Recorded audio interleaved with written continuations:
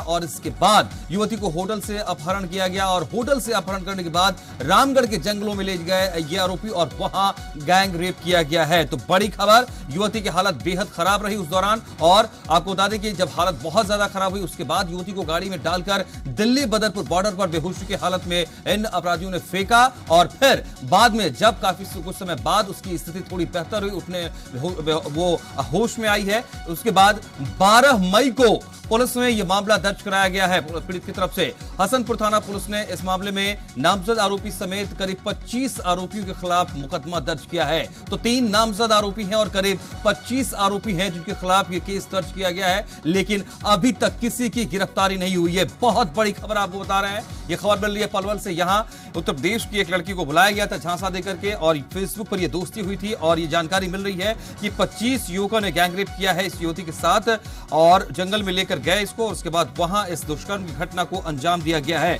25 युवकों पर यह आरोप इस युवती ने पीड़िता ने लगाया है और ये जानकारी अब तक सामने आ पाई है पुलिस की शिकायत के आधार पर भी कि 3 मई को शादी का झांसा देकर परिवार से मिलाने के लिए इस लड़की को बुलाया गया था और उसके बाद ये होटल से इसे लेकर के जंगलों में पहुंचे रामगढ़ के और रामगढ़ के जंगल में ले जाकर ये गैंगरेप इसकी घटना को अंजाम दिया गया है। 25 लोगों पर 25 युवकों पर यह आरोप लगा है। 25 लोगों ने गैंगरेप की घटना को अंजाम दिया है। ये आरोप संलिप्तता उनकी इस पूरी वारदात में सामने आई है। बड़ी खबर। और गैंगरेप के बाद युवती को दिल्ली बदरपुर बॉर्डर पर बेहोशी के आलम में फेंका गया। हमारे संवाददाता रुस्तम जाखड़ हमारे साथ जुड़ रहे हैं। रुस्तम, क्या डिटेल्स, क्या अपडेट्स इस वक्त? देखिए, मैं मनोज आपको बताना चाहूंगा कि ये पूरा वाकया है वो 3 मई का है। यूपी जो सोशल मीडिया के माध्यम से जो रामगढ़ का जो रहने वाला है युवक, जो इसमें सबसे मुख्य आरोपी है, उससे दोस्ती हुई और 3 मई को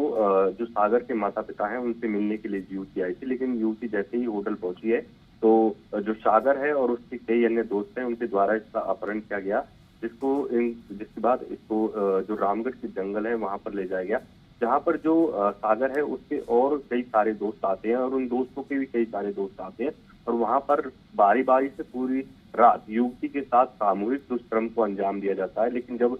युवती की जो स्थिति है वो बेहद बिगड़ जाती है, हालात उसके बहुत नाजुक हो जाते हैं, तो ऐसे में ये जो सागर अपने दोस्तों के साथ मिलकर युवती को गाड़ी के माध्यम से दिल्ली बदरपुर बॉर्डर पर छोड़कर फरार हो जाता है। उसके बाद युवती जैसे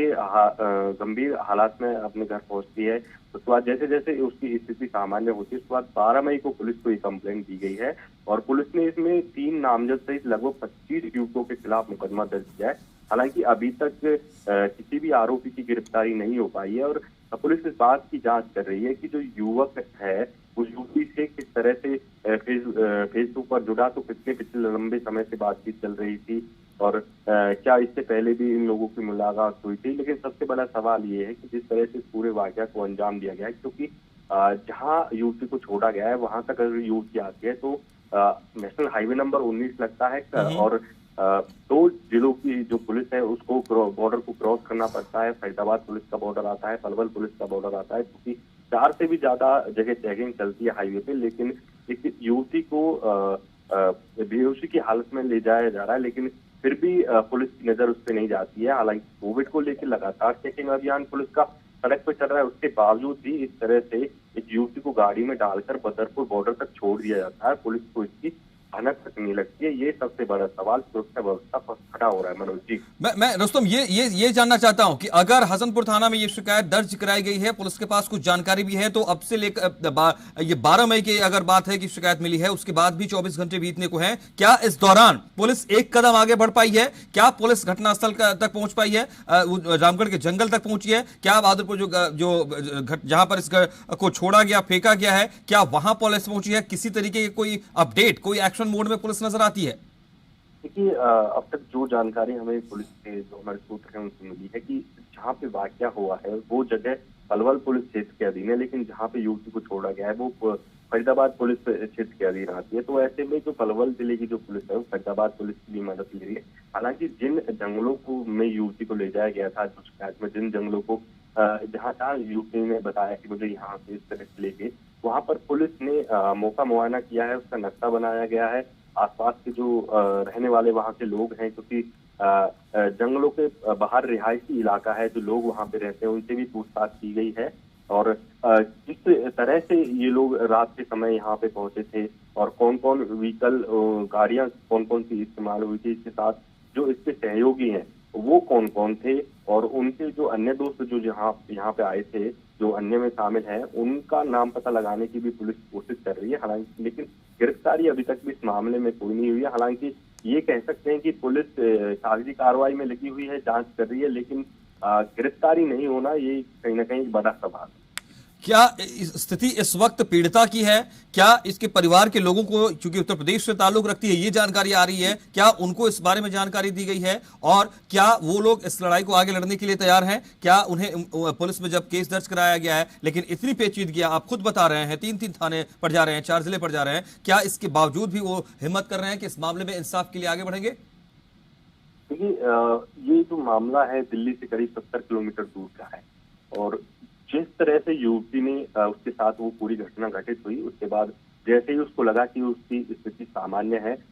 12 मई को वो अपने परिवार के कुछ लोग परिजनों के साथ मिलके वहां पे पहुंची है और उसने वहां पे पुलिस ने शिकायत दर्ज कराई है। तो कहीं ना कहीं युवती जो है इस पूरे मामले में कार्रवाई चाहती है, क्योंकि इतना सब कुछ हो जाने के बाद जिस तरह से यूपी ने हिम्मत दिखाई है और अपने दिल्ली से भी 70 किलोमीटर दूर जाके, क्योंकि यूपी से लगता आखिरी वो इलाका है हरियाणा का। रुस्तम, आपको हम कुछ पल के लिए रोकते हैं, हमारे साथ सहयोगी जोड़ सकते हैं, लेकिन आप हमारे साथ अपडेट के लिए आगे भी बने रहेंगे। तो बड़ी खबर दर्शकों को हम जानकारी दे रहे हैं और लगातार हमारे संवाददाता इस पर अपडेट्स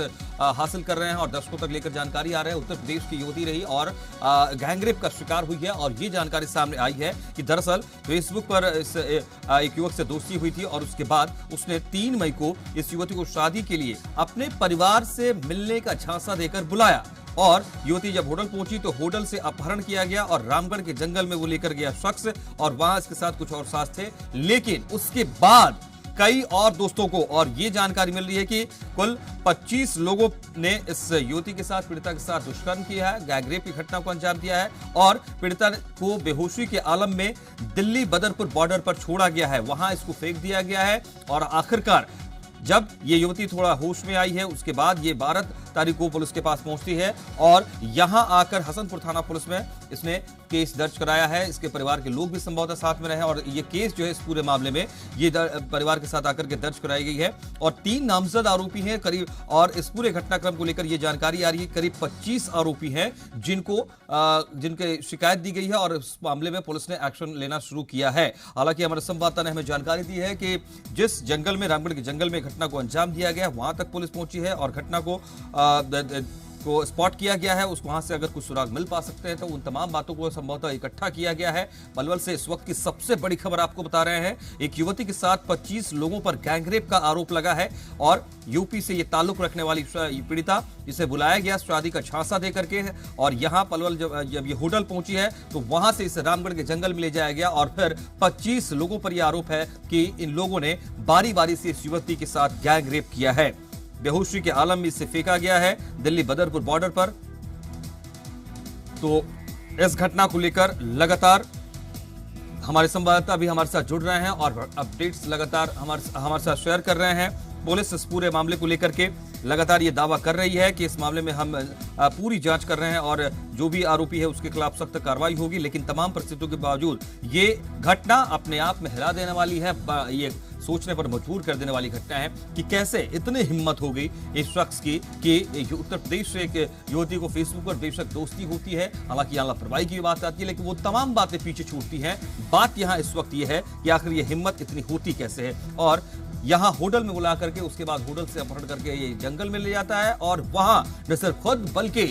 25 लोगों पर यह आरोप है, यानी वो अपने और दोस्तों को भी, जानकारों को भी बुलाता है और इसके बाद ये जानकारी सामने आ रही है कि इन 25 लोगों ने बारी बारी से इस युवती के साथ, इस पीड़िता के साथ इस दुष्कर्म को अंजाम दिया है और इसके बाद जब ये बेहोश हो गई तब इसे दिल्ली बदरपुर बॉर्डर पर फेंक दिया गया है।